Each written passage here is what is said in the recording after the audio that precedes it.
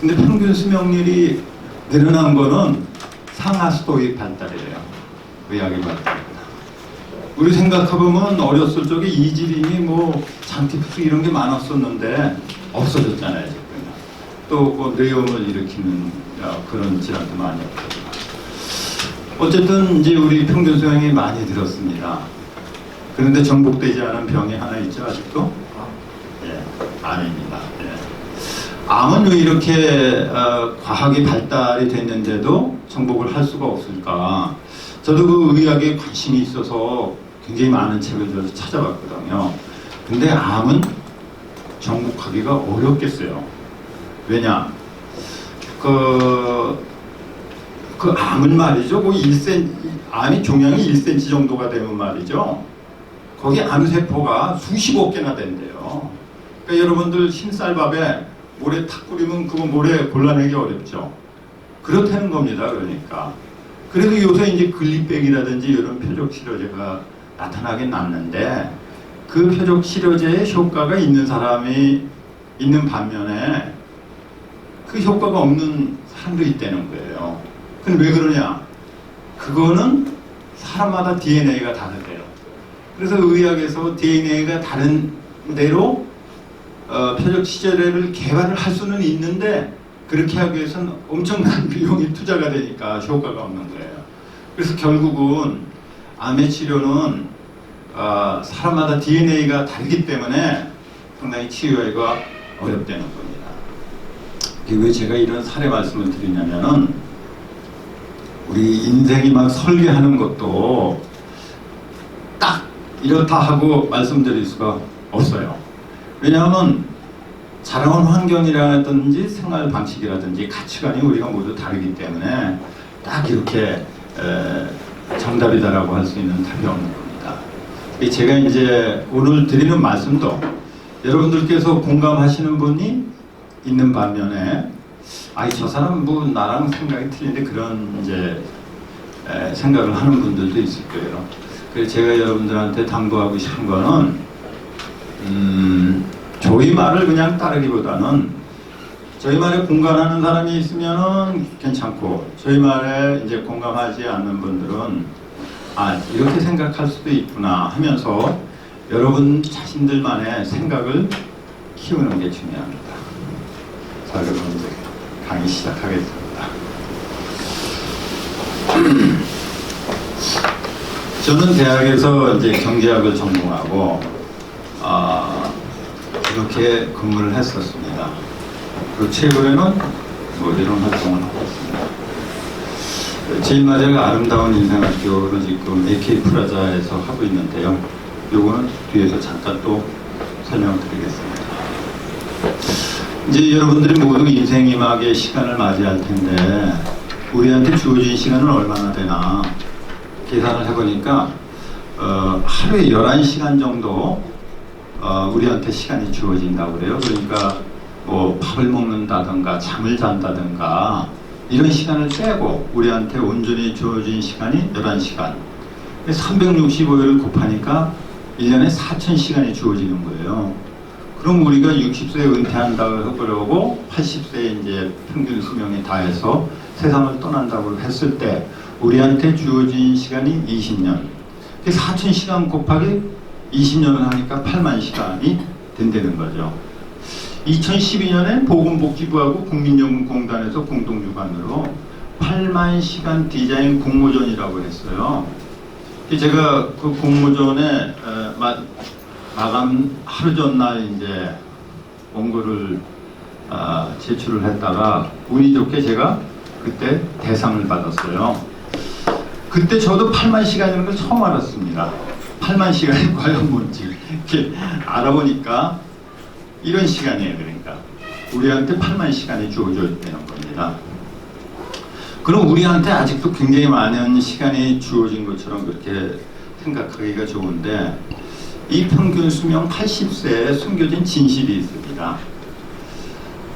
그것은 뭐냐? 여러분들이 지금과 같은 컨디션을 유지를 하면서 80세까지 살면 얼마나 좋겠어요. 아까도 이제 제가 서두에서도 말씀드렸듯이 남의 말에 휘둘리지 말아야 돼요. 우리가 자기 생각을 키우는 게 중요하거든요. 근데 우리는 이제 최근에 이렇게 신문이라든지 이런 기업들이 광고 마케팅에 휘둘리기가 쉽죠. 뭐 요새는 하지만 우리 100세 인생 시대 뭐 90세는 뭐 살아야 돼.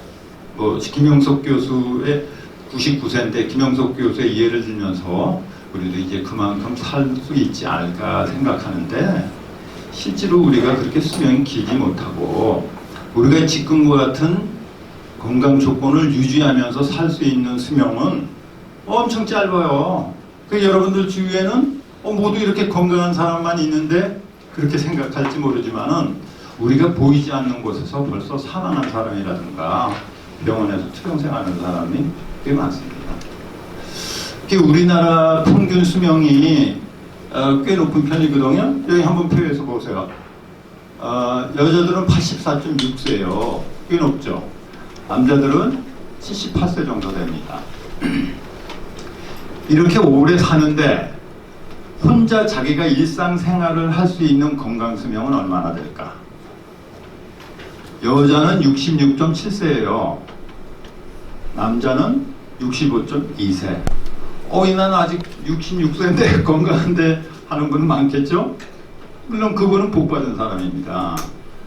그러니까 남녀가 모두 평균 수명까지 산다고 해도 10년 이상은 우리가 남의 도움을 받거나 힘든 생활을 해야 된다는 얘기입니다. 저도 사실은 이제 몇 년 전에 뭐 이런 얘기가 있죠. 뭐 나이가 50이 되면은 뭐 학벌이 중요하지 않고 나이가 60이 되면 뭐 미모가 중요하지 않고 뭐 그런 우스갯소리로 나이 70이 되면은 그 사람이 걸을 수 있느냐 걸을 수 없느냐가 중요하다고 그래서 저는 그냥 우스갯소리를 듣고 웃었거든요. 아불싸 이게 작년에 제가 척추관이 협착증 증세가 와가지고 걷는 게 이게 힘들어졌어요. 그리고 70세에 걸을 수 있느냐 그 사람이 사회 고하를 지위의 부하를 불문하고 재산의 많고 적음을 불문하고 그 사람이 걸을 수 있느냐 걸을 수 없느냐 이런 걸로 판단 안 되는데 제가 요새 아주 실감을 하고 있습니다. 어쨌든 우리한테 주어진 시간이 많잖아요. 나이 60에 은퇴한다고 생각하면 건강수명 기준으로 했을 때 5년밖에 안 되는 겁니다. 이거 제가 만든 표가 아니고 국가통계청에서 만든 거니까 뭐 정확할 겁니다. 그러니까 여러분들이 인생희망을 설계할 때 평균 수명을 기준으로 하면 안 되겠어요. 건강 수명을 기준으로 하면 우리한테 그렇게 시간이 많이 남지 않았다 하는 걸 알 수 있죠. 그래서 이제 일찍이 벤자민 프랭클린이 시간은 돈이다라는 얘기를 한 적이 있어요. 그만큼 시간을 중요하게 여기라는 얘기죠. 시간을 물처럼 쓴다는 이제 그런 거를 빗대서 프랭클린이 그런 얘기를 했습니다. 근데 저는 시간은 돈보다 중요하다고 생각합니다. 왜냐하면 돈은 지금도 노력하면 벌 수 있지만은 시간은 내가 노력한다고 해서 벌 수 있는 게 아니거든요. 그래서 이제 이런 시간을 앞으로는 잘 써야 되겠어요. 우선 시간을 잘 쓰기 위해서는 불필요한 일을 줄이는 게 필요하다고 생각합니다. 그 다음에 여러분들 다 아시죠? 버킷리스트. 하고 싶은 일의 목록을 작성해야 된다. 왜 이런 불필요한 일을 줄여야 되냐면은 나이 드는 사람이 이제 자기 한계를 인식하게 되거든요. 자기가 할 수 있는 일과 할 수 없는 일. 젊은 사람들이야 뭐 모험을 좋아하고 얼마든지 시간이 있으니까 무모한 일도 도전을 하지만은 우리 이제 그럴 수가 없는 겁니다. 그 불필요한 일을 줄이기에 예를 들어서 어떤 일이 있을까? 경조사를 간단하게 하는 것도 뭐 불필요한 일을 줄이는 게 아닌가 그런 생각이 듭니다. 어쨌든 우리가 이런 불필요한 일을 줄여야 될 텐데 여러분들이 이제 이런 불필요한 일을 줄이려면은 남들이 자기 권역으로 넘어올 때 과감하게 노라고 할 수 있어야 돼요. 여러분들이 노라고 하면서 죄책감을 느끼지 마세요. 그리고 여러분들도 다른 사람의 시간을 그냥 무의미하게 보내지 않도록 그거를 침해를 해서는 안 될 것 같고요. 또 두 번째 우리 하고 싶은 일을 목록을 써야 될 텐데 제가 은퇴를 하는 사람에게 물어보니까 문제는 많은 사람들이 자기가 하고 싶은 일을 잘 모르더라고요. 예. 뭐 하고 싶은 일 있습니까? 인생이막에서 어떤 일 하고 싶으세요? 여행하고 또 배우는 거. 여행하고 배우는 거. 딱 말씀하시잖아요. 여행하고 배우는 거. 그렇게 대답을 할 수 있어야 돼요. 근데 많은 사람이 하고 싶은 일이 없다는 거예요. 참나. 어떤 분이 얘기하셨는데 하고 싶은 일이 없으면은 그냥 죽는 게 낫다는 그런 아주 심한 말을 한 유명한 인사도 있더라고요. 하고 싶은 일이 없는데 왜 사느냐 이거야. 그러니까 이거 제가 지금 드리는 말씀들은 뭐 제가 꾸며낸 얘기가 아니고 다 경험인데요. 이슬람 스피족들은 병이 나면은 먼저 의사를 찾아가지 않고 그 병을 알았다가 나은 사람을 찾아간대요. 아주 현실적인 처방을 해줄 수 있으니까. 저도 이제 그런 처방을 여러분들한테 드리고 싶습니다. 저도 이제 경험한 거니까. 제 친구가 은퇴를 해서 제가 한번 찾아갔어요. 축하한다 은퇴를 해서. 이제 뭐 할 거냐 그랬더니 난 뭘 해야 될지 모르겠어. 그런 얘기를 네가 분명히 하고 싶은 일이 있었을 텐데 하니까 전혀 하고 싶은 일이 없다는 거예요. 예. 그냥 일하는 게 좋다는 거야. 일을 할 때가 좋았는데 일을 안 하니까 막 그냥 뭐를 할지 어리도 막 공황 상태에 빠지고 그래요. 예. 그게 이제 전형적인 일중독 환자입니다. 네가 분명히 하고 싶은 일이 있을 걸 하고 이제 덕담을 나누다가 제가 집으로 이제 헤어져서 차를 타고 오는데 전화가 왔어요. 받아보니까 걔야. 웬일이냐 그랬더니 네가 간 다음에 내가 하고 싶은 일이 뭐지 하고 생각해보다가 찾았다는 거예요. 그게 뭐야 그랬더니 난 가만히 생각해보니까 어렸을 때부터 말을 타고 싶었어 그러더라고요. 바로 그거다. 그 다음에 제가 걔 만날 때 승마교본 사다 줬어요. 맞다는 거 배우라고. 그러니까 우리가 이렇게 사실은 누구든지 하고 싶은 일이 있어요. 그러니까 그런 하고 싶은 일을 우리가 한번 작성해보는 거죠. 시간 관리를 잘하는 사람 중에 이제 아이젠하워 대통령이 있는데 이분은 이런 식으로 시간 관리를 했다 그래요. 그러니까 우리도 이럴 필요가 있죠. 이거는 첫 번째 중요하고 급한 일, 두 번째 중요한 일, 세 번째 급한 일, 네 번째 중요하지 않고 급하지 않은 일. 이 네 가지로 분류를 해가지고 중요하고 급한 일, 중요한 일, 이 두 가지는 자신이 직접 합니다. 그 다음에 급한 일은 위임을 하고요. 네 번째는 물론 손도 대지 않았어요. 그러니까 여러분들도 이제 해야 할 일 같은 걸 쭉 목록을 작성을 해보고 이 일의 우선순위를 정하는 게 필요합니다. 왜냐하면 여러분들 시간이 많다면 이런 여러 가지를 할 수도 있겠지만은 이제 그렇지 못하니까 이런 순위를 정해야 되는 필요가 있죠.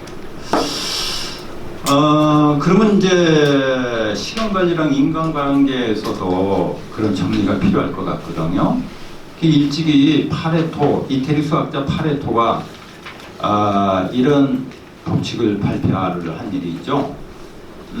이태리 시민들의 소득 분포를 조사를 해봤더니 20%에 해당하는 사람들이 그 시의 전체 소득의 80%를 점하고 있는 거예요. 저도 이제 금융기관에서 책임자로 있을 때 저희 금융회사의 예금 분포를 조사해 본 일이 있어요. 그랬더니 거액 예금자들 20%가 우리 회사 전체 예금의 80%를 점하고 있더라고요. 정말 그랬습니다. 제가 조사를 해봤더니 야, 이거 파레토의 법칙이 기가 막히게 맞는 거예요. 그 다음서부터는 전체 결과의 80%가 전체 원인의 20%에서 일어나는 현상을 파레토의 법칙이라고 그랬죠. 그러니까 우리가 시간 관리라든가 인간관계도 파레토의 법칙을 적용을 할 수 있지 않을까 하는 생각이 듭니다. 지난주에 내가 할 일이 10가지가 있어서 동창회 나가야 돼. 또 뭐 여기 시같이 제사가 하나 있어. 또 예금 만기되는 게 하나 있고 또 저기 AK 프라자 가서 강의 하나 들어야 돼. 뭐 이런 식으로 10가지가 있는데 뭐 이렇게 살림을 하다 보니까 10가지를 다 못했어. 2가지밖에 못했어. 아예 해야 될 일이 10가지가 있는데 2가지밖에 못했을 때 여러분들 어떻겠어요? 기분이 좀 별로 안 좋죠. 근데 그 2가지가 10가지 중에 제일 우선순위 1위하고 2위였어. 그럼 뭐 2가지밖에 못했어도 그렇게 뭐 억울할 일은 없을 것 같아요. 그래서 이제 아까도 말씀드렸듯이 이제 일의 우선순위를 정해둬야 될 필요가 있고, 인간관계도 그렇습니다. 우리가 어떤 사람은 이제 만날수록 그 사람하고 그런 시간을 좀 더 갖기를 원하는 경우도 있고, 어떤 사람은 빨리 그 자리를 벗어나고 싶은 사람도 있을 거예요. 그러니까 그런 만남은 줄이고, 내가 만날 때마다 에너지를 느끼는 그런 사람과의 만남을 좀 더 많이 갖자. 이 인간관계를 보면 이렇게 표시할 수가 있습니다. 우리가 살아가는데 꼭 필요한 관계, 그냥 친밀감을 느끼는 관계, 그 외의 관계죠. 우리가 시간이 많다면은 아까도 얘기드렸듯이 수많은 사람들 만나면서 만족을 시킬 수가 있는데 우리한테는 그렇게 시간이 많지가 않아요. 그러니까 꼭 필요한 관계에 집중을 하고 시간이 있으면, 여유가 있으면 약간 넓히는 정도로 그런 식으로 우리가 인간관계도 정리를 해야 되지 않을까 생각이 됩니다. 지금 말씀드린 거를 이제 정리를 해보니까 이렇게 되네요. 많은 일을 하기보다는 2-3가지 중요한 활동에 치중한다. 마음이 내키지 않는 사람과의 만남을 줄인다. 다른 사람의 평가에 연연하지 않는다.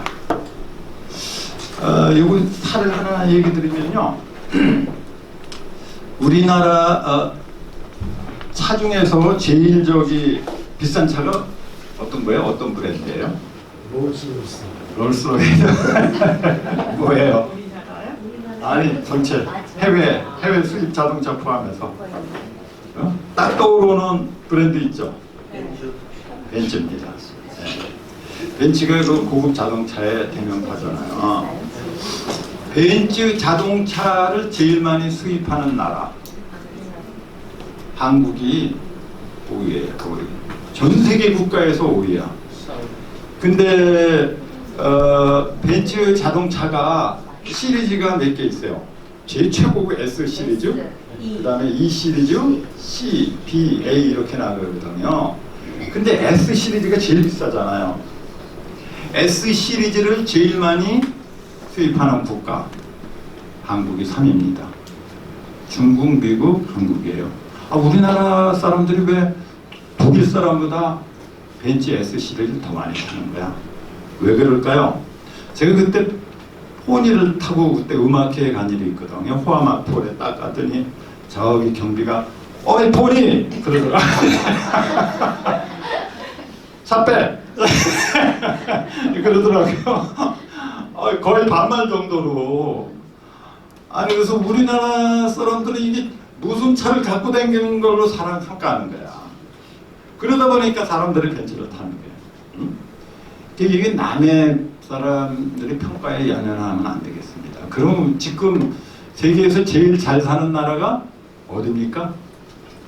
어디세요? 세계에서 제일 잘 사는 나라. 내 힌트를 드리면은 그 나라가 이번에 평창 올림픽에서도 금메달을 많이 땄더라고. 노르웨이랑 스웨덴, 그 다음에 덴마크, 스칸디나비아 제국이라고 그러죠. 이 스칸디나비아 반도 국가들이 국민 소득이 제일 높아요. 그래서 이제 샤넬이라든지 뭐 이런 뭐 명품 브랜드 있잖아요. 그런 국가에서 이런 스칸디나비아에 진출을 했죠. 1년 만에 다 철수했답니다. 그 사람들은 그런 데 관심이 없어요. 그러니까. 네. 그래서 남의 사람의 평가에 연연하지 않으면 우리가 훨씬 더 행복할 수 있을 것 같고요. 그 다음에 이제 TV 시청을 줄인다. 이건 뒤에 좀 말씀드릴게요. 구경꾼이 되기보다는 우리가 직접 참여한다. 이것도 에피소드 하나 말씀드리면, 제가 이제 음악을 좀 해서 친구들이랑 같이 하우스 콘서트를 하는데 저희 음악회는 조용히 감상하는 게 아니고 박수치고 막 술 먹고 막 떠들썩하고 어떤 땐 춤도 추고 그러거든요. 근데 이제 음악회 끝나고 다 이제 악기를 정리하고 마감을 하는데 어느 분이 이제 제 옆에 와서 가기 직전에 연주를 조금만 했으면 나도 춤을 출 텐데 그런 얘기를 하더라고요. 춤을 춰야지 시간이 없어요. 구경꾼만 돼서 이렇게 가기에는 그 생이 너무 길지 않다는데.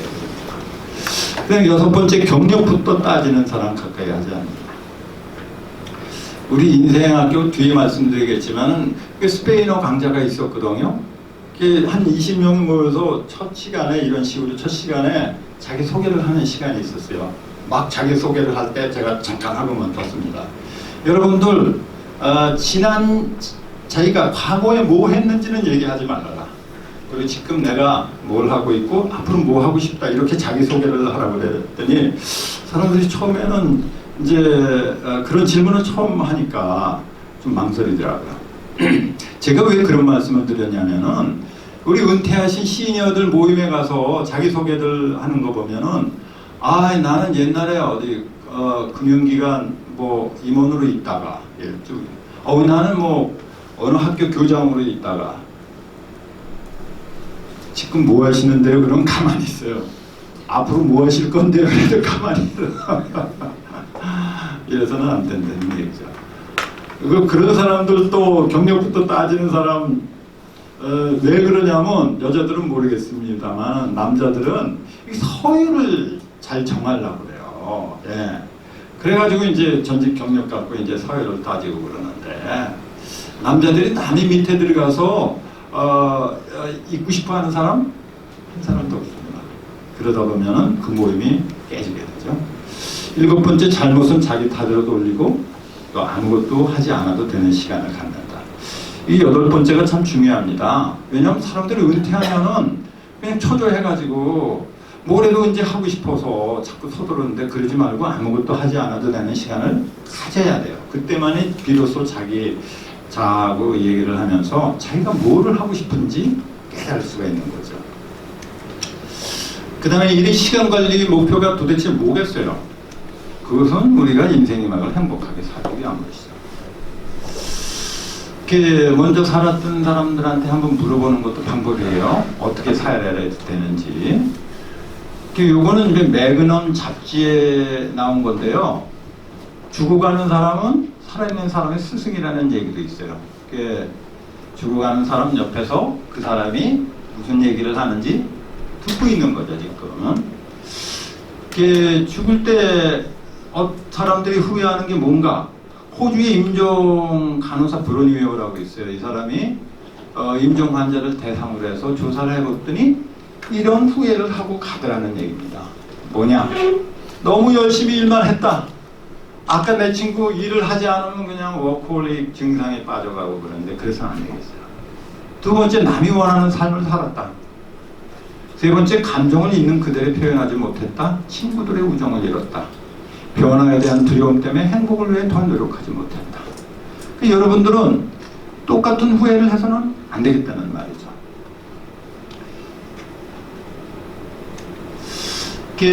후회의 변화 추이도인데 이건 심리학자가 한 겁니다. 아까도 이제 여기 제일 끝에 있지만은 변화에 대한 두려움 때문에 행복을 위해서 노력을 하지 못했어요. 심리학자들이 이런 후회의 변화가 어떻게 추이를 보이나 이렇게 표를 만들었는데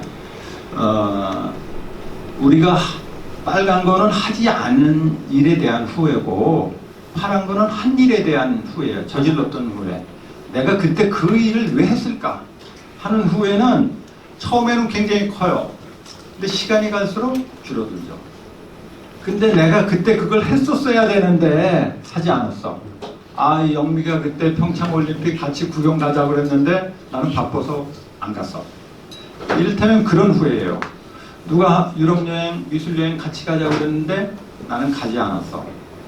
이 후회는 그때 당시에는 작아요. 근데 그 영미가 5년 후에 세상을 떴어. 내가 그때 왜 걔랑 가지 않았었지? 그 후회는 점점 커지는 거예요. 우리가 이제 앞으로는 이런 후회를 하지 않도록 너무 두려워하지 않고 남들 눈에 연연하지 말고 하고 싶은 일을 좀 했으면 좋겠습니다. 인생이학에서 필요한 게 뭘까요? 제가 친구들과 독서 클럽을 하고 있는데요. 이제 한 달에 한 번씩 책을 읽고 의견을 나누고 그럽니다. 이제 어느 날, 야, 우리가 은퇴했는데 우리 앞으로 필요한 게 뭐냐 그랬더니 나는 종교가 있어야 된다고 생각해. 나는 아무래도 자식이 있어야 되겠지. 뭐 이런 얘기를 하다가 굉장히 열 몇 가지가 나왔는데 그 중에 5가지를 치러봤더니 뭐니 해도 건강이 제일 먼저 떠오른 거야. 그 다음에 배우자, 처가 있어야 된다는 거예요. 아까도 말씀드렸듯이 이거는 저희 경험입니다. 여자들은 다르더라고요. 여자들은 2번째가 남편이 아니던데 여자들은 딸이라고 그러더라고요. 네. 뭐 그렇게 된 것도 남자들이 자기가 그렇게 당해도 좀 싸요. 그런 이유가 다 있습니다. 그냥 어느 정도의 돈, 그 다음에 친구, 할 일도 좀 있어야 되지 않을까 그렇게 얘기하더라고요. 근데 두브라브카 밀쿠믹이라는 사람이 행복하게 살기 위한 요소, 그래서 이렇게 자기 의견을 밝혔는데, 첫째, 사랑하는 사람, 기본 욕구를 채워줄 만한 돈, 자신의 능력을 발휘할 수 있는 도전적인 일, 믿을 수 있는 친구. 이게 표현만 다르지 건강을 빼니까 우리 친구들이랑 얘기한 거랑 똑같아요. 근데 미국 갤럽 연구소에서도 인생 희망을 살기 위해서 5가지 행복이 필요하다고 그래요. 직업적 행복, 사회적 행복, 경제적 행복, 그다음에 육체적 행복, 그다음에 마지막으로 공동체적 행복. 갤럽에서 연구하니까 미국인의 66%가 이 중에 한 가지는 한대요. 근데 이 5가지를 모두 만족하는 사람은 7%밖에 안 된다고 합니다. 근데 여기 나오는 행복이 아까 제가 친구들과 얘기했던 거랑 너무 똑같아요. 일치합니다. 직업적 행복은 일이고, 사회적 행복은 가족, 경제적 행복은 돈, 육체적 행복은 건강, 공동체적 행복, 친구, 이렇게 대입을 할 수가 있죠. 미국인이나 뭐 우리나 사람은 다 똑같은가 봐요. 오늘은 이제 우리가 인생 희망에서 필요한 아까 그 할 일 중에 5가지 중에서 일에 대해서만 여러분들한테 말씀드리겠습니다. 19세기 폴란드 시인 노르비트라고 있어요. 이 사람은 인생에서 필요하기 위해서, 행복하게 살기 위해서 3가지가 필요하다고 그래요. 먹고 사는 일, 재미있는 일, 의미 있는 일. 아까도 갤럽 연구소에서 얘기했지만은 그 모든 영역에 만족하는 사람이 드물어요. 그래서 우리가 이 3가지 일에 대해서도 균형 있는 삶을 살아야 되는데 이제 사실 불행하게 그렇지 못한 겁니다. 노르비트가 재미있는 얘기를 했어요. 이 3가지 일 중에서 한 가지가 부족해. 먹고 사는 일하고 재미있는 일은 괜찮아. 근데 의미 있는 일은 잘 못해. 또 의미 있는 일하고 재미있는 일은 괜찮아. 그 사람이 먹고 사는 데는 좀 부족해. 이런 사람들이 거의 다르는 얘기예요. 그러면 그 사람의 삶은 드라마틱한 삶이 된대요. 우리 드라마 보면 똑같아요. 네. 재미있는 얘기를 여기 예술단체 예술 감독이 언제 한번 이제 저하고 식사하면서 얘기하는데, 자기 친구는 CEO만 13년을 했대요. 그러니까 경제적 여유도 있죠. 자기는 예술 활동만 하니까 경제적 여유는 없는데 잘 논대요. 자기는 지금도 돈이 있으면은 유럽에 가서 뭐 오페라 뭐 굉장히 많은데 가서 보고 싶은데 돈이 없다는 거예요. 자기 친구는 돈은 많아. 이런 보면 맨날 골프 치고 술만 먹는 거야. 놀 줄 모르는 거죠. 예. 근데 요 3가지 중에서 2가지가 부족하면 드라마틱하게 되지만은 3가지 중에 2가지가 부족해. 그러면 그 사람 삶은 비극이 된다는 겁니다. 먹고 사는 일은 해결됐어. 그 사람 재미있는 일도 못하고 의미 있는 일은 못해. 대표적인 인물이 찰스 디킨스 소설에 나오는 스크리지 영감님이에요. 그 사람 돈 얼마나 많아요. 근데 심술 붙잖아요. 재미도 없잖아요. 나중에 걔가 천선했지만. 그래서 우리도 이런 세 가지 일이 균형을 이루는 그런 이제 삶을 살아야 되겠습니다. 그럼 이제 첫째 먹고 사는 일입니다. 이건희 씨가 우리나라의 제일 부자지만 그 사람 행복할까요?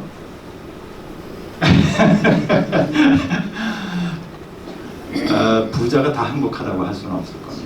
그래도 우리가 먹고 살 수 없다면 그것도 행복할 수 없다고 생각해요. 그러면 인생이 망해서 돈은 과연 얼마나 필요할까?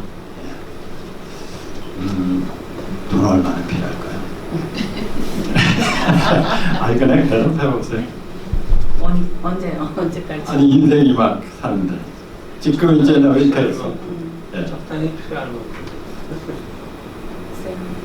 집 한 채 있어야 되고요. 네, 그다음에 한 400만 원 정도. 월 400만 원? 아니 월 400만 원 정도? 네. 예, 이게 현실적인 대답이에요. 네. 선생님은요? 저는 먹고 살 만큼 있으면 좋죠. 편안하게. 아니 그러니까 그 규모가 얼마나? 우리 비슷해요. 아 그렇습니까? 비슷해요. 아 그래요. 네, 알겠습니다. 네. 오다 보니까 이렇게 사실은 인생이만 교육 올 때 이렇게 부부가 오는 게 중요해요. 사실. 저도 이제 은퇴를 준비하는 사람이 많이 찾아오거든요. 부부가 같이 오는 사람이 있어요. 왜냐하면 그럴 필요가 있죠. 그러니까 우리나라 사람들한테 똑같은 질문을 해봤거든요.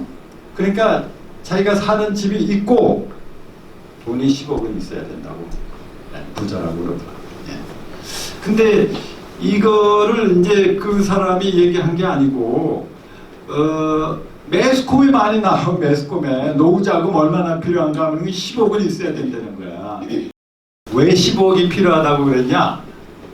10억을 우리 회사에다 맡기면은 월 200만 원 정도 나온다는 얘기예요. 그러니까 이 금리가 떨어지니까 20억이 필요하다는 사람도 있어요.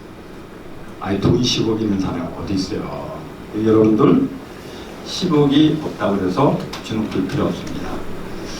그 사람들은 월 우리가 부부가 생활하는데 최소 생활비가 한 200만 원 든다고 그러거든요. 그러면 10억이 필요한 게 아니고 우리가 월 200만 원 현금이 나올 수 있게 만들면 되는 거지. 왜 10억이 필요하다고 그래? 이게 여러분들 지금 이제 선생님 금방 말씀하셨듯이 집 한 채 있고 먹고 살만 하면 돼요. 저도 이제 집 한 채는 있죠. 지금까지 사회생활을 하다 보면 집 한 채 정도는 있을 겁니다, 여러분. 그리고 저는 이제 88년도인가 처음에 국민연금이 생길 때 뭐 월급에서 뛴다고 해서 아이고 이것도 세금 또 뛰어가는구나 생각하고 그땐 관심이 없었는데 은퇴를 해보니까 그게 아주 큰 도배 역할을 하는 거예요. 저는 국민연금을 한 101만 원 정도 받거든요. 그렇다면은 우리가 아까 부부가 인생 이막의 최소 생활비가 200만 원이라고 그랬는데 그 반은 난 해결을 한 거예요. 그러니까. 그리고 여러분들 집 한 채 있잖아요. 이게 주택연금에 가입을 하면은 또 100만 원은 나옵니다. 그러니까 돈이 하나도 없어도 우리가 200만 원 정도로 생활을 할 수가 있어요. 그러니까 아까도 말씀드렸듯이 이런 이제 기업이나 자기 상품을 팔기 위해서 광고를 엄청 때리거든요. 그런 마케팅에 넘어가면 안 되겠어요, 우리가. 그래서 자기만의 생각을 키우는 게 중요하죠. 그렇다면은 과연 부자들은 어떻게 사나 생각을 해봤더니 이건 이제 미국인 경우에요. 부자들이 40만 불 이하의 집에서 거주하더라. 우리나라 돈으로 5억도 안 됩니다. 비근한 예로 워렌 버핏이 세계 제2의 부자잖아요. 그 사람 집 얼마인지 아세요? 지금 50년째 살고 있는데 우리나라 돈으로 환산하니까 7억이야, 7억. 물론 미국하고 우리나라 화폐 가치에 좀 차이가 있지만 7억이면 우리나라 여기 31평짜리 아파트야. 부자들은 그런 데서 살고 있어요. 살고 있는 집 위에는 집이 없다. 롤렉스보다는 타임엑스를 착용한다. 벤츠보다는 토요타를 탄다. 명품 브랜드를 사는데 거의 돈을 쓰지 않는다. 아니 그러면 벤츠를 타는 사람, 샤넬 백을 매는 사람은 과연 누구냐? 그 사람 부자는 아닌데 부자처럼 보이고 싶은 사람들이 그런 걸 정도로 소비를 한다는 겁니다. 그리고 부자들이 즐겨하는 행동을 찾아보니까 뭐 이래요. 자녀 손자들과 놀아주기. 저도 이제 뭐 손자들 이제 나도 저녁에 놀아주죠. 투자 설계하기, 친한 친구들과 봉사기금 조성하기, 또 예술 공부하기. 그러니까 여러분들 활동하는 건가 똑같아요. 특별히 부자들이라고 그래가지고 여러분과 다르지 않다는 겁니다. 이렇게 이제 여러분들 이제 인생 일망에서 그 사회생활하면서 그래도 돈을 좀 모았잖아요. 근데 잘못하면은 이 돈을 그냥 헛되이 쓰는 법이 많아요. 이 돈을 우리가 잘 지켜야 될 텐데 돈을 버는 방법만 알았지 돈을 지키는 방법을 잘 모르더란 말입니다. 이 사진 하나 보여드리고 싶은데 이게 뭐냐면은 유대인들은 나이가 13살 되면 성인식을 하는데 그 성인식이 바로 믿지 마라고 그래요. 여기 딱 이런 단상에 와서 13살짜리가 발표를 하는 거야. 무엇을 발표를 하냐? 성인식 때 자기 가족하고 친지들이 걔한테 봉투를 하나씩 주거든요. 유대인들은 중산층인 경우에 그 돈이 우리나라 돈으로 환산하니까 4천만 원 정도가 된대요. 물론 중산층이니까 좀 많죠. 4천만 원을 13살짜리한테 주는 거야. 그럼 얘는 이 돈을 갖고 나는 앞으로 어떻게 운영을 하겠습니다 하는 운영 계획을 발표를 해야 돼. 식구들 앞에서. 그거를 발표를 하기 위해서 아버지랑 삼촌이 가르치죠. 그 전에부터 자금 운영을 어떻게 해야 될지. 그거를 지금 밝히는 겁니다. 이렇게 우리나라는 어떤가? 예를 들어서 지금 유대인들이 800만 명이거든요. 인구가.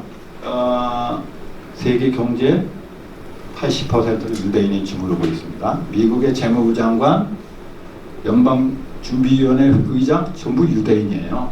예. 어떻게 유대인들은 800만 밖에 안 되는데 이렇게 세계 경제를 주무를 수 있을까? 하루미치 바라는 그 13살 때부터 제가 자금 운영하는 법을 해오는 거예요. 그러니까. 그리고 예를 들어서 제가 이제 대학에 나와가지고 금융기관에 취업을 하고 우리나라에서 부모님의 용돈을만 받다가 대학에 졸업하고 금융기관에 들어갔다. 누가 더 자금 운영 잘하겠습니까?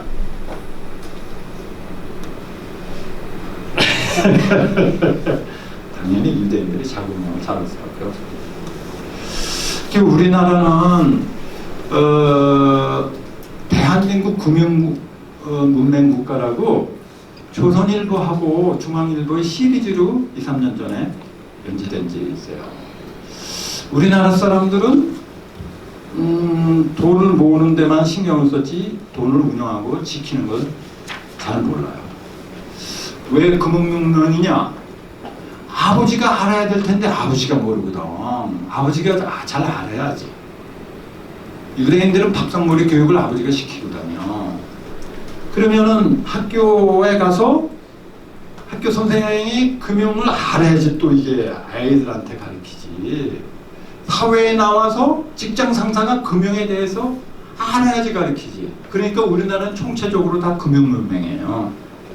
실내적으로 한번 볼까요? 요건 미국의 스탠다드 앤 푸어스라고 유명한 신용평가 기관이 있습니다. 요새는 뉴스를 보면 미국 S&P 지수 얼마 이렇게 나오죠. 그 S&P 사에서 세계 각국 국민의 금융 이해력을 조사한 바가 있어요. 올림픽에서 제일 많이 금메달을 딴 노르웨이가 금융 이해력 지수도 1위네. 이 사람들이 잘 사는 이유가 있는 겁니다. 그러니까 덴마크, 스웨덴 이 세 사가 1위야. 그러니까 금융 이해력 지수가. 캐나다가 68.5 4위. 쭉 내려옵니다. 이스라엘, 영국, 독일, 호주, 미국, 프랑스, 일본. 우리나라는 내지냐? 우리나라는 금융 이해력 지수가 33점이에요. 77위. 가봉이란 나라가 67위야. 우리보다 더 높아. 우간다는 76위. 우리가 깔고는 우간다나 가봉 같은 나라가 우리나라보다 금융 이해력 지수가 더 높아요. 그러니까 우리가 인생 이막을 살기 위해서는 금융도 좀 배워야 되겠습니다. 예. 근데 안타깝게도 여러분들이 필요성을 느끼면서도 실천에 옮기진 못해요. 우리 인생학교에서도 금융교육 과정이 있습니다. 3월부터 가르치는데 아직 신청하는 사람이 없어요. 왜 잘 모르면 배워야 되는데 나는 안 배우는지 모르겠어요. 실질적으로 우리 인생학교에서 의학 박사를 초청해서 우리가 통합의학을 가르친 일이 있습니다. 이분은 여러분들 의사들 말에 휘둘리지 마십시오 하는 얘기를 하거든요. 네. 얘기를 하거든요. 그리고 우리나라 서울에 있는 대학에서 갖고 있는 MRI 대수가 영국 전체에서 갖고 있는 MRI 대수보다 더 많대요. 우리나라 의료 보험제도가 잘못됐습니다 하고 변명을 하던데 병원에서 MRI 대수가 그렇게 많다 보니까 본전을 먹어야 되잖아요. 감가상각 때문에. 그러니까 자꾸 검사를 시킬 수밖에 없죠. 여러분들이 인생희망을 살 때는 이제 건강에 대한 거랑 금융에 대한 거 배워야 됩니다. 나중에 제가 뒤에 제 전화번호 말씀드릴 테니까 금융기관 거래할 때 궁금하면 저한테 개인적으로도 전화해서 물어보세요. 네. 이건 생략하겠습니다. 시간이 없어서 부자 생략하기. 폴 사무엘슨이라고 이제 노벨상을 탄 경제학자인데 이 사람의 행복지수를 이렇게 정의를 했더라고요. 여러분 다 알고 있지만 행복은 소유 나누기 욕망. 소유를 늘려서 행복이 커질 수도 있지만 욕망을 줄여서도 행복이 커질 수가 있죠. 이런 비근한 사례로 이제 디오게네스라는 사람의 에피소드를 말씀드릴게요. 디오게네스 아시죠? 예. 예. 디오게네스 그리스의 철학자잖아요. 이 사람이 그 명성이 자자하니까 알렉산더 대왕이 디오게네스한테 찾아갔어요. 디오게네스의 친구이면서 자기 신하인 사람을 대동해서 디오게네스한테 가서 야 디오게네스 너 원하는 거 얘기하면 내가 다 들어줄게. 뭐야? 그랬더니 디오게네스가 뭐라고 그랬어요? 햇빛을 가리지 마. 대왕님 이렇게 나 햇빛 쪽이고 있는데 햇빛을 가리지 말아주세요. 여기까지 다 하는 얘기예요. 여러분들. 알렉산더 대왕이 망신을 당하고 갔어요. 그날 저녁에 알렉산더 대왕이 신하면서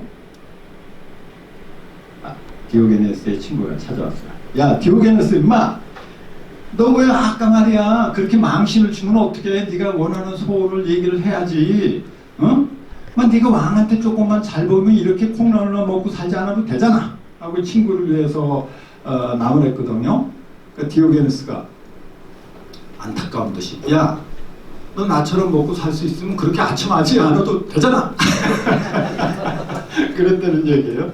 그러니까 우리가 욕망을 줄이면 행복하게 살 수 있습니다. 여러분들께서도 인생 이막은 그런 세속적인 욕망을 버리고 좀 더 자유로운 시간을 좀 갖기를 바랍니다. 두 번째 재미있는 일. 조선일보하고 삼성생명 은퇴연구소에서 40, 50대 은퇴를 준비하고 있는 사람 500명한테 물었어요.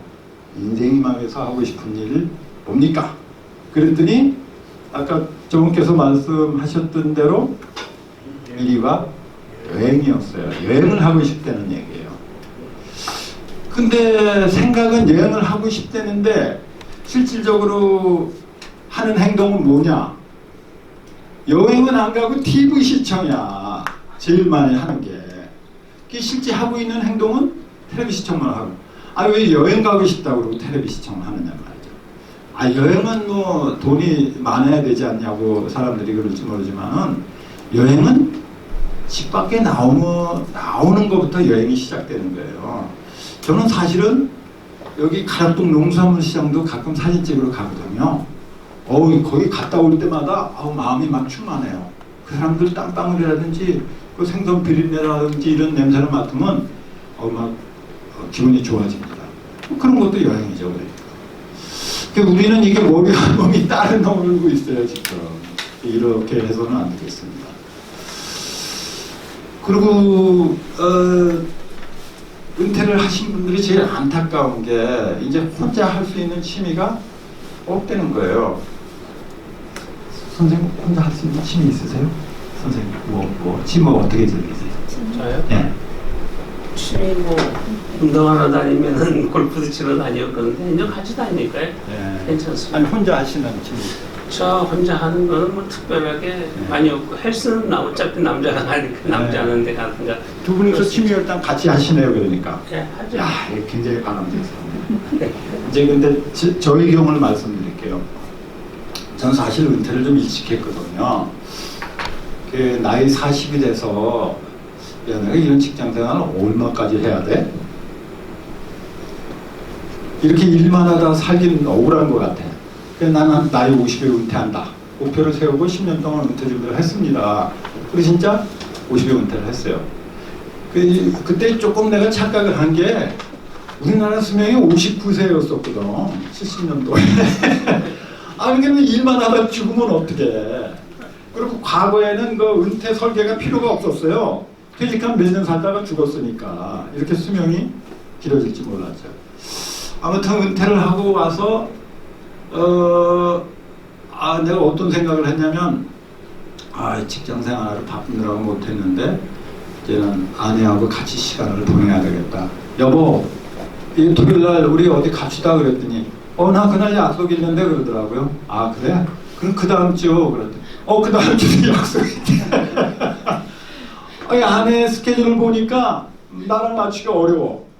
아니 그 사람은 성당 교우들 모임, 아이들 초등학교 때 자모 모임을 아직도 하더라고.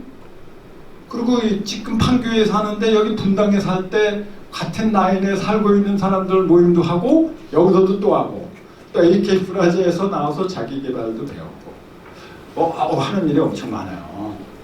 그래서 아내는 안 되겠고 그럼 아이들하고 같이 보내야 되겠다. 야 우리 아이가 텔레를 보다가 저 영화 재밌겠는데 야 일요일날 아빠랑 갈래 그랬더니 오늘 친구랑 갈 건데 그러더라고요. 아이들은 부르면 이렇게 뒷공무리를 빼요. 아버지에 대해서. 이것도 이제 제 친구 사는데 지금 아내가 기타를 잘 치거든요. 어느 날 아들하고 딸하고 아내하고 거실에서 막 기타 치면서 노래 부르다가 얘가 퇴근해서 딱 들어갔으니까 기타 소리가 딱 멈추더래요. 아들이 아버지 이제 어서오세요. 지방으로 들어가. 딸은 이제 거실에서 두 사람 눈치 싹 보다가 빨리 그냥 지방으로 들어가고 둘이 앉아있는데 아내가 자기를 째려보더니 부엌으로 가더래요. 왜 잘 놀고 있는데 와서 깽판을 치지? 자기가 뭘 잘못했다는 거예요. 제가 뭘 잘못했냐는 거지. 잘못했습니다. 아까 제가 말씀드렸죠. 남자들 그래서 좀 쌉니다. 못했거든요. 근데 내 친구가 하는 얘기가 참 저도 공감이 가는 게 나는 아버지 학에 대해서 배운 적이 없어. 유일하게 배운 건 나의 아버지를 통해서 배웠는데 나의 아버지가 하는 대로 했는데 왜 나한테 그러냐 이거죠. 그게 참 불행한 일입니다. 그래서 저는 혼자 할 수 있는 취미를 배우라고 해요. 그 혼자 할 수 있는 취미가 아이들하고 아내하고 같이 즐길 수 있는 취미는 더 좋고요. 예. 그래서 지금 이제 그런 취미라도 여러분들 한번 배워보세요. 근데 취미는 이제 능동적 취미하고 수동적 취미 두 가지가 있어요. 수동적 취미는 남이 노는 걸 구경만 하는 겁니다. 그냥. 능동적 취미는 자기가 춤추고 노는 거예요. 능동적 취미 아까 이제 여기 선생님 이제 등반도 하시고 그랬는데 암벽 등반 있잖아요. 암벽 등반. 제 친구 암벽 등반하는 친구인데 암벽 등반을 할 때는 딴 생각을 할 수가 없어요. 잘못하면 떨어져 죽거든요. 그거를 그냥 이렇게 하고 와서 바닥에 딱 발을 딛는 순간 우리 몸에 좋은 엔돌핀이 나온다는 거예요. 그 굉장히 어려운 수술을 외과 의사가 몇 시간에 걸쳐서 성공적으로 마치고 수도가에서 손을 씻을 때 그때 엔돌핀이 나오는 거예요. 그러니까 그런 능동적인 취미 활동을 해야 돼요. 어느 날 보니까 제 아내는 텔레비전을 하면서 텔레비를 보는데 전화가 오니까 전화 귀에다 꽂고 또 텔레비전 하면서 텔레를 보더라고. 야, 여자들은 참 능력이 대단해. 그 멀티플레이어야. 근데 불행하게 그런 거는 수동적 쉼해야 돼. 엔돌핀이 안 나와. 예를 들어서 능동적 쉼에는 40%가 엔돌핀이 나온대요. 수동적 쉼에는 4%밖에 안 나와요. 그러니까 가급적 우리가 한다면은 능동적 쉼을 앞으로 해야 되겠습니다. 뭘 만들거나 악기를 연주한다거나 글을 쓴다거나 하는 게 그런 거죠. 생략하겠습니다. 근데 취미를 통해서 돈도 벌 수 있으면 얼마나 좋겠어요. 좋아하는 거 하면서 돈도 벌고 싶죠. 돈 벌 수 있습니다. 제가 사례 말씀드릴게요. 이 사람이 이제 김종원 선생이라고 서울대 철학과 나오고 여러분들이 잘 아는 여성 의류 남영라일은 사장했던 사람이에요. 이 사람 53세 은퇴하고 춘천에 가서 피스 오브 마인드라는 북카페를 열었는데 이 서초동에서 아파트 팔고 이사 갈 때 트럭 10대가 갔는데 한 대가 살림이고 9대가 책이었어요. 이 사람 책을 좋아하니까 춘천에다 북카페를 열었어요. 저도 몇 번 갔었죠. 아내가 빵 만들고 본인은 이제 여기 책이 굉장히 많아요. 그리고 거기서 세미나 같은 것도 하고. 이 사람은 자기가 좋아하는 책을 이용해서 돈을 벌고 있는데 작년에 전화가 왔어요. 나이가 이제 70 지금 중반 됐거든요. 아, 백형 나 이제 이거 그만 잡을 거야. 그리고 나 이제 인생 산막은 저자로서 살기 위해 책을 벌써 몇 권 냈거든요. 글 쓰는 일을 하고 계십니다. 이 사람은 이제 김병규라고 만도린 하는 분인데 여기 제가 성남아트센터에서 제가 활동을 할 때 저와 같이 사랑방 문화클럽이라는 단체를 이끌었던 사람이에요. 저보다 이제 몇 살 손아래인데 만도린 잡고 있잖아요. 이 사람은 대학에서 만도린 배워가지고 이화여대에서 학생들한테 만도린을 가르치고 있는데 같은 이제 동호회에서 만난 아내가 집에로 돌아오면서 여보 당신이 남들을 가르칠 만한 그 만도린 실력이 있다고 생각해. 그렇게 물어보니까 조금 캥기거든. 근데 현대그룹 연구원으로 있다가 사표 내고 이태리로 파도바로 만도린 배우러 갔어요. 나이 40에 엄청 진짜 용감한 사람이야. 거기서 만도린 과정이 무려 7년 과정이래요. 그걸 배우고 귀국했어요. 여보 당신 말이야 여기 현대그룹에 있으면 지금 사장이나 아마 임원은 됐을걸. 그랬더니 맞대 자기 동기가 전무래. 당신 후회하지 않아? 그랬더니 아유 후회 안 해요. 왜냐면 그 전무란 친구는 이제 사표 내고 이제 나올 나이인데 뭐하냐 이거야. 자기는 앞으로도 30년 동안 만도린을 가르칠 수 있다고 그러더라고. 여러분들 혹시 서울시향에서 군호의 누구더라 잊어버렸는데 그 교양국 같은 거 할 때 이 사람 초청해요. 서울시향하고 협연해요. 만도린 들어가는 거 있을 때. 그게 자기가 좋아하는 취미를 이용해서 돈도 벌고 있어요. 내가 이제 소개해서 중앙일보 기자하고 인터뷰했거든요. 근데 중앙일보 기자가 그런 프라이빗한 거는 왜 거기다 내놓냐 이거야? 자기가 한 달 수입 얼마 내는 것까지 내놨는데 언론에 보도됐으니까 제가 말씀드리는 거예요. 400만 원 번다고 그러더라고요. 그러니까 취미를 이용해서 돈 버는 경우. 이 사람은 이제 저하고 동료인데 하나은행 강남 본부장 하다가 저도 미술을 좋아하지만 이 친구도 미술을 참 좋아했거든요. 보너스 타면 이제 미술 작품 사갖고 있다가. 근데 강남 본부장 할 때 잘 나갔는데 그때 50대 중반에 사표를 냈어요. 그리고 청담동에 갤러리를 만들었어요. 동기들이 다 은행 그만두고 할 일이 없을 때 이 사람들 청담동에서 지금 갤러리 하고 있습니다. 이렇게 취미를 통해서 돈도 벌 수가 있죠. 이거는 이제 설명을 할게요. 인생희망에서 하고 싶은 일이 있어야 돼요, 여러분들. 네, 그런 것도 이제 좀 개발을 좀 해야 될 텐데 이게 저희 경우긴 하지만은 저는 인생희망에서 하고 싶은 일을 나이 40에 딱 정했어요. 내가 은퇴하면 뭐를 하겠다. 그래가지고 그거를 하기 위해서 여러 가지 섭렵을 했습니다.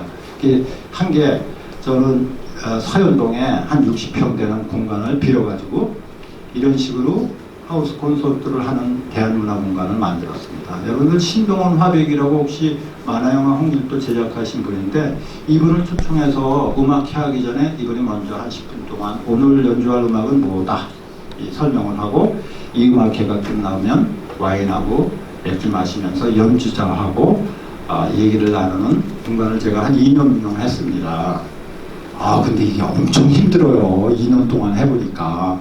그래가지고 2년만 하고 성남 아트센터가 오픈할 때 잘됐다 이제 거기서 하면 되겠지 해가지고 그만뒀습니다. 여기 신동환 화백이 작년에 91세로 돌아가셨는데요. 이분이 이렇게 연주자들 스케치 해가지고 선물도 줬어요. 그 연주자들은 참 좋죠. 이것도 이제 마찬가지. 요 전시도 같이 제가 했었습니다.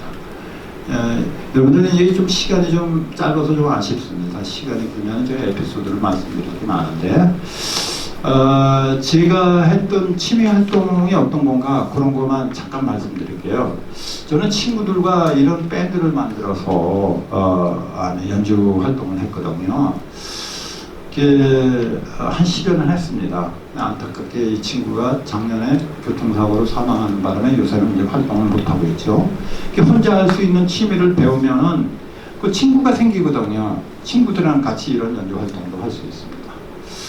우리가 놀기만 한 것도 아니고 의미로운 일도 했습니다. 지체장애인들 초청해가지고 이런 음악회를 하면서 이렇게 아이들을 위로하기도 했죠. 신동훈 화백이 아이들을 스케치를 해주고 이건 문재한 선생님이라고 KBS 방송기자 1위입니다. 이제 2012년에 돌아가셨지만은 그때 오셔서 같이 저희랑 이런 행사를 주관을 했던 적이 있습니다. 그리고 이제 저는 제 후배가 서울옥천 사장했었는데요. 거기도 물론 이제 은행 출신이었었죠. 저희가 전시회를 다닌 거 해보니까 한 1000번은 된다고 그러더라고요. 저도 생각해보니까 전시회를 다니는 게 저도 한 1000번은 될 것 같아요. 그렇게 직장 다니면서 미술을 좋아했습니다. 김한길 미술, 환기미술관에 가서 뭐 미술을 보는 것뿐만 아니고 뭐 이런 공부도 좀 했었고요. 이 미술 좋아하는 전시회 다닐 때마다 아는 사람도 만나요. 박일룡이라고 계명대에 나왔는데 계명대 4학년 때 우리나라 국전 대상 받은 작가예요. 지금 계명대 교수로 있죠. 미술을 감상을 할 수 있는 것도 참 은생님에서 좋은 취미가 될 수 있어요. 내가 잘 놀려는 소문이 나니까 MBC에서 초청해서 취미생활을 어떻게 할 것인가. 이게 뭐죠?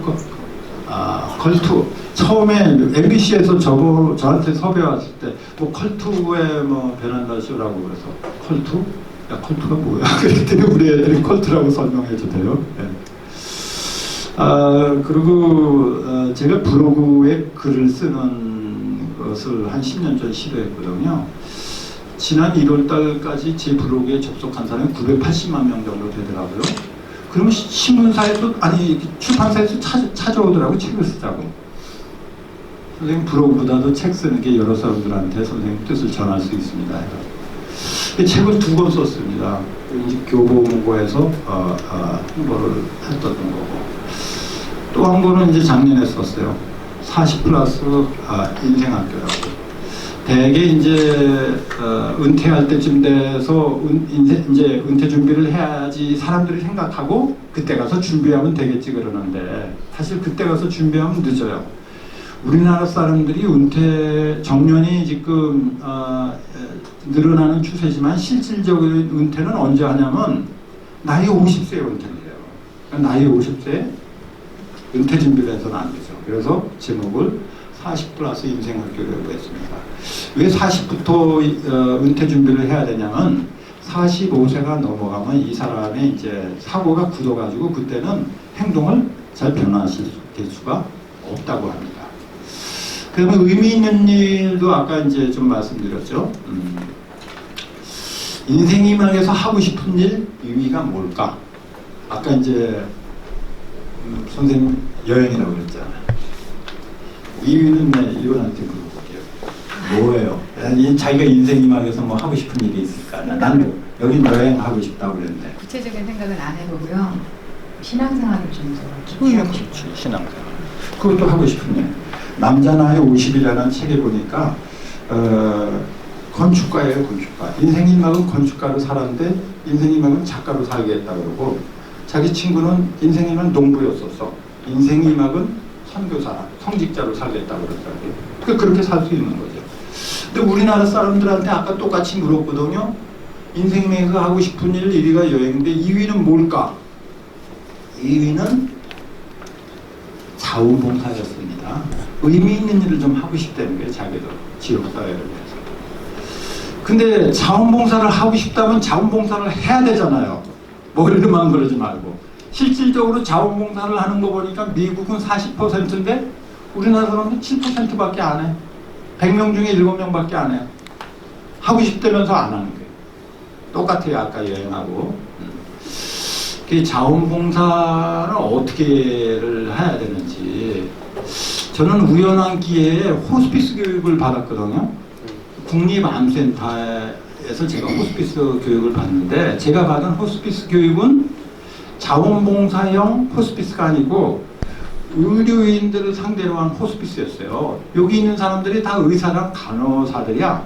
일반 사람들은 여기 인벌브 할 수 없는데 저는 뭐 사정을 해가지고 이 사람들이랑 같이 배웠는데 제가 여태까지 배운 교육 중에서 가장 잘 배웠던 교육이라고 생각해요. 저는 이 교육을 받으면서 제 인생관이 변했습니다. 제가 그동안 중요했다는 가치가 전혀 중요하지 않구나 하는 거를 그때 깨달았어요. 그리고 저의 이제 인생관이 달려지기 시작했죠. 시간이 있으면 여러분 과정도 여러분들한테 좀 말씀드리고 싶은데 한 가지만 예를 들게요. 제가 여기 의료 원장하고 저하고 제가 가니까 이제 쫙 브리핑을 하고 나서 나하고 같이 회진을 돌자는 거예요. 그럼 나는 의료 원장이랑 같이 회진을 이분은 지금 어저께 무슨 약을 드셨는데 지금 이렇게 뭐 이렇습니다. 예, 저는 잘 잤어요 그러더라고 그 사람이. 또 어느 분은 가니까 아직도 그냥 혼수 상태에 있더라고. 또 어느 분한테 갔더니 이분은 우리나라 토목공학과의 권위자입니다. 이분이 공사한 걸 얘기하시더라고요. 저도 알만한 그런 내용이었었거든요. 그런데 그분 얼굴이 갑자기 밝아지는 거예요. 그때 제가 무슨 생각을 했냐면 죽어가는 사람도 역시 살아있는 사람이랑 똑같구나. 자기를 인정을 해주는 말을 해주는 거예요. 바라는 거예요. 저는 사실 어머니가 돌아가실 때 제 동생이 와가지고 울었어요. 야, 너 잠깐 나와. 임마, 네 마음 나 아는데 소리내서 울면 안 된다. 돌아가신 분이 청력이 끝까지 남아있다고 그러거든요. 저는 어머니한테 가급적 좋은 말씀 해드렸어요. 어머니 인생 잘 사셨습니다. 자식들도 잘 크고 아이들, 손자들도 괜찮고. 저희 어머니 86세 사시다가 집에서 자연사 하셨어요. 그냥 집에서 돌아가셨어요. 어쨌든 이런 이제 지혜를 많이 깨달았습니다. 이거 제가 모의원 호스피스 센터라고 제가 나갔던 호스피스 센터입니다. 여러분들한테 에피소드를 한 가지만 더 말씀드릴게요. 여러분들 아까 말씀드렸듯이 우리가 알게 모른 게 우리보다 나이 젊은 애들이 굉장히 많이 죽더라고. 내가 호스피스 공부를 해보니까 여기서도 똑같아. 30, 40대 목숨을 잃는 사람이 많았고 하다못해 소아암 걸려서 생명을 마감하는 애도 있어요. 어느 날 아이가 수녀님 붙들고 수녀님 난 노래 좀 불러주세요. 여기 엄청 바빠요. 저도 가봤지만은 수녀님이 미안해 내일 불러줄게. 근데 그 다음날 가보니까 그날 아이가 죽었어요. 밤에. 그 수녀님 마음이 무너지죠 진짜. 이런 우리가 경험을 통해서 야 우리 신이 언제 부를지 모른다. 나이 50이 넘으면 항상 준비를 해야 된다는 말을 그때 실감을 했습니다. 그 아까 말씀드린 거는 자원봉사 사례도 이제 제가 좀 몇 가지 말씀드릴게요. 내가 사표를 내고 지난 날을 돌이켜보니까 나는 사회로부터 너무 많은 것을 받은 거예요. 저는 무주택자였었는데 집도 한 채 마련하고 은퇴 후에는 내가 이거를 조금이라도 사회에 돌려줘야 되겠다 싶어가지고 지역사회를 위해서 해야 될 일이 없을까 하려다가 분당 FM 방송이라는데 들어갔습니다. 대학 다닐 때 제가 무교동에서 음악다방 DJ를 좀 했거든요. 아, 사장이 당신 방송해본 일 있어? 없는데요. 그 대신 무교다방에 음악다방에서 DJ 했습니까? 오케이. 그래가지고 방송 생활을 한 4년 동안 했었죠. 근데 여기서 생활하면서 책도 읽어주고 우리 지역 주민들하고 인터뷰도 많이 했는데 저런 내용을 들었어요. 눈이 보이지 않는 사람 내에서 책을 읽어준다는 커뮤니티가 있다는 거예요. 내가 그런 얘기를 듣고 방송 생활을 접고 글로 갔습니다.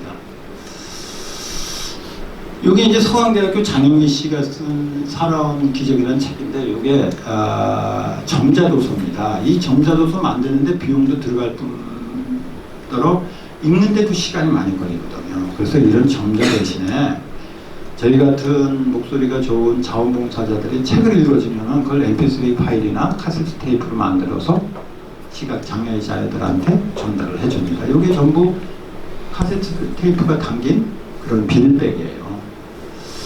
여러분들 목소리가 좋다면 한번 이런 활동을 하시는 것도 괜찮습니다. 그리고 저는 임해동 삼성 아파트 살았는데 바로 아파트 길 건너에 뭘 짓더라고요. 뭔가 했더니 그 성남 아트센터였어요.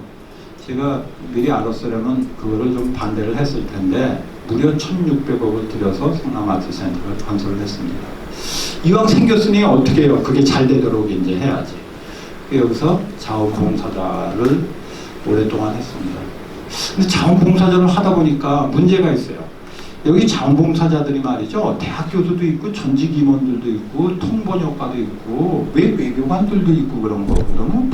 KBS 방송작가도 있고 이런 사람들은 자기 커리어를 이용해서 자원봉사하기를 원했는데 실질적으로 우리한테 돌아온 일은 봉투에다 풀 붙이고 저기 창고 정리하라고 그러니까 90%의 사람이 그만뒀습니다.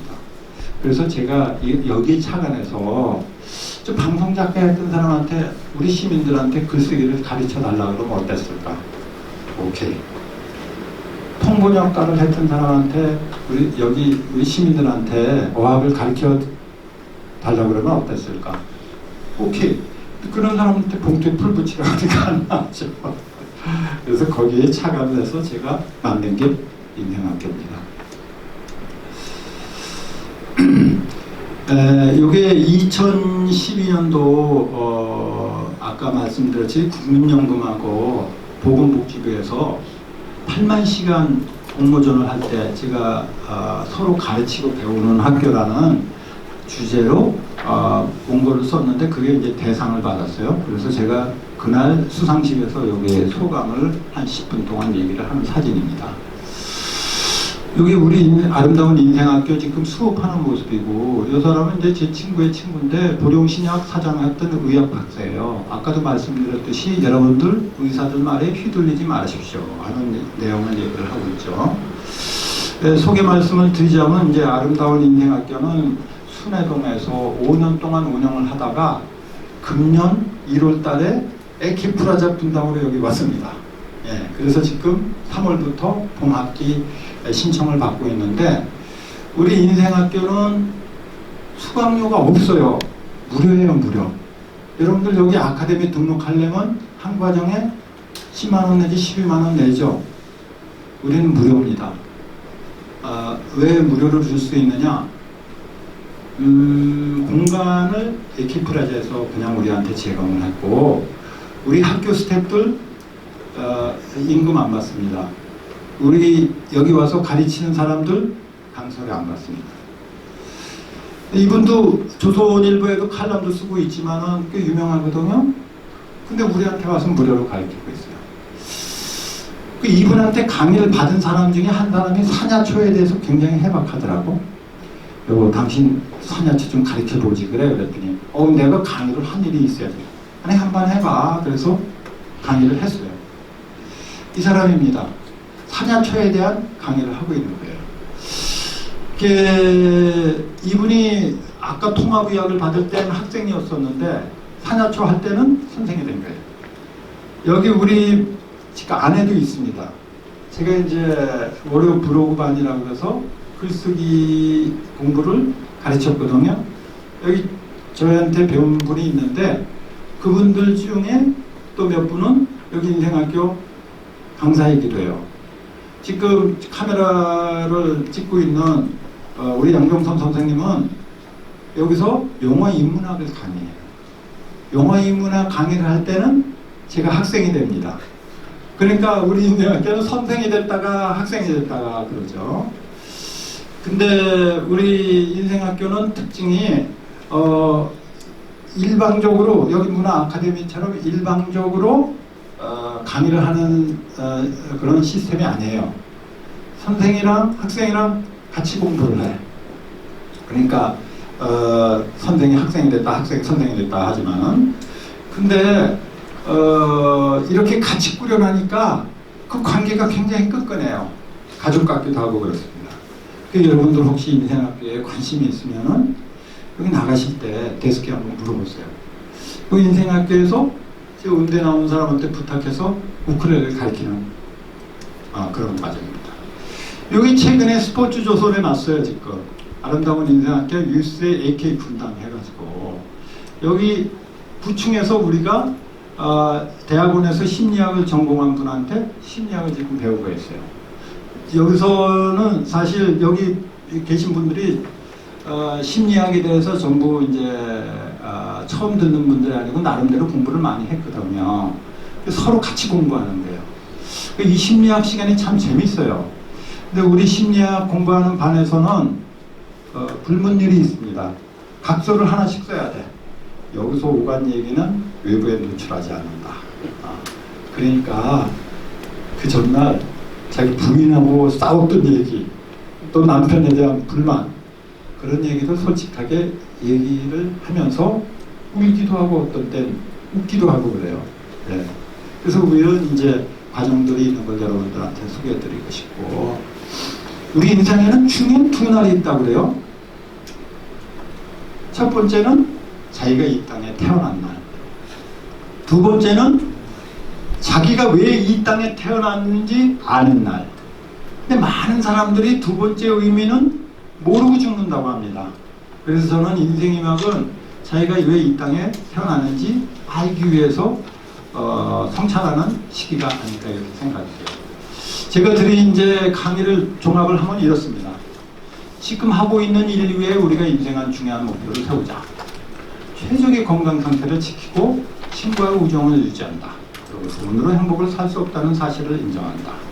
가급적 틈나는 대로 여행을 많이 하고 혼자 할 수 있는 취미를 해보자는 얘기죠. 그리고 지금 세 번째 항목이 상당히 중요합니다. 친구와의 우정을 유지하는 것. 세계에서 제일 가는 부자가 빌 게이츠지만은 실질적으로는 월마트를 창업한 샘 월튼이에요. 근데 자녀들한테 재산이 다 지금 나눠져서 그래. 샘 월튼이 죽을 때 인생을 잘못 살았다고 후회하면서 죽었어요. 왜냐? 내 옆에는 친구라고 불리울 수 있는 사람이 없었다는 거예요. 이건희 씨 친구 있을까요? 다 부하들 말이지. 그러니까 어쩌면 우리가 행복한 인생을 살고 있는지도 몰라요. 아무튼 이런 진정한 친구와의 우정을 유지하도록 노력을 하십시오. 이제 몇 분은 60대가 넘었지만 대개 나이 50대 있는 분이 많은 것 같아요. 나이 50은 저는 산의 정상에 오른 시기라고 생각을 합니다. 우리가 100세 시대라 그러면 산의 정상에 오는 걸 볼 수 있잖아요. 산의 정상에 오르면 여러분도 어떻습니까? 자기가 이렇게 올라온 길이 보이죠. 이거 내가 저 능선으로 올라왔으면 좋았을 걸 내가 계곡으로 올라온다고 힘들었구나. 그 당시에 계곡에 올릴 땐 잘 모르잖아요. 꼭대기에서 바라보니까 비로소 알 수 있는 거지. 또 자기가 내려갈 수 있는 길도 보여요. 우리가 내려갈 수 있는 길에는 두 가지 길이 있습니다. 노인이 되는 길, 어른이 되는 길. 노인이 될 것인가? 노인은 아무 준비 없어도 나이만 들어가면 될 수 있어. 근데 어른이 되기 위해서는 자기가 부단히 노력을 해야 됩니다. 노인이 될 것인지 여러분 어른이 될 것인지 두 가지 길이 있으니까 하나를 선택하시기 바라고, 저한테 궁금한 점이 있으면 제 전화번호가 이렇습니다. 4006에 우리 사이, 또 이메일은 달걀나무예요. 여러분들 인생이 막 준비하면서 궁금하시거나 답답한 점이 있으면은 저한테 문의하시고, 아니면은 저희 인생학교에 한 19개 정도 되는 과목이 있거든요. 그 과목에 인걸브하셔가지고 저희랑 같이 아름다운 인생의 낙을 꾸려갔으면 좋겠습니다. 여러분 오랫동안 강의를 들어주셔서 감사합니다.